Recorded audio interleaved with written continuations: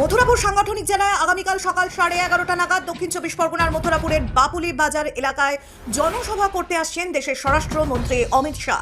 তার হাত ধরেই সূচনা হতে চলেছে বিজেপির পরিবর্তন যাত্রা।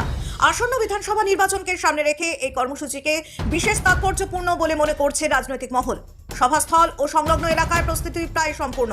হেলিপ্যাড ল্যান্ডিং থেকে শুরু করে মূল মঞ্চ, দর্শক আসন, নিরাপত্তা বেষ্টনী সবকিছুর কাজ ইতিমধ্যেই শেষ হয়েছে বলে দলীয় সূত্রে জানা গিয়েছে। জেলা বিজেপি নেতৃত্ব এদিন উপস্থিত থেকে গোটা প্রস্তুতি খতিয়ে দেখেন এবং প্রশাসনের সঙ্গে সমন্বয় রেখে নিরাপত্তা ব্যবস্থা পর্যালোচনা করেন। দলীয় কর্মী সমর্থকদের মধ্যে ইতিমধ্যেই উৎসাহ চোখে পড়ার মতো। বিভিন্ন ব্লক ও মণ্ডল থেকে কর্মীরা জনসভায় উপস্থিত থাকবেন বলে জানা গিয়েছে। বিজেপি নেতৃত্বের দাবি, এই পরিবর্তন যাত্রার মাধ্যমে রাজ্যে শাসন পরিবর্তনের বার্তা স্পষ্টভাবে তুলে ধরা হবে। রাজনৈতিক বিশ্লেষকদের মতে বিধানসভা নির্বাচনের আগে মথুরাপুর থেকে কি বার্তা দেন স্বরাষ্ট্রমন্ত্রী, সেদিকেই তাকিয়ে রয়েছে জেলা ও রাজ্য বিজেপি নেতৃত্ব। তার ভাষণে স্থানীয় ইস্যু, সংগঠন শক্তিশালীকরণ এবং রাজ্য সরকারের বিরুদ্ধে আক্রমণ সবই গুরুত্ব পেতে পারে বলে মনে করা হচ্ছে। এখন দেখার মথুরাপুরের জনসভা বিজেপি নির্বাচনী সমীকরণে কতটা প্রভাব ফেলে।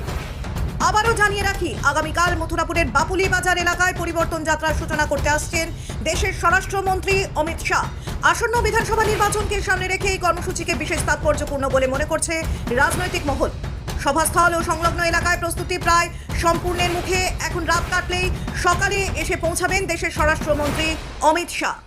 রেডি, আমাদের ট্রেন রেডি, প্যান্ডেল রেডি, সব রেডি, হেলিপ্যাডও রেডি হয়ে গেছে।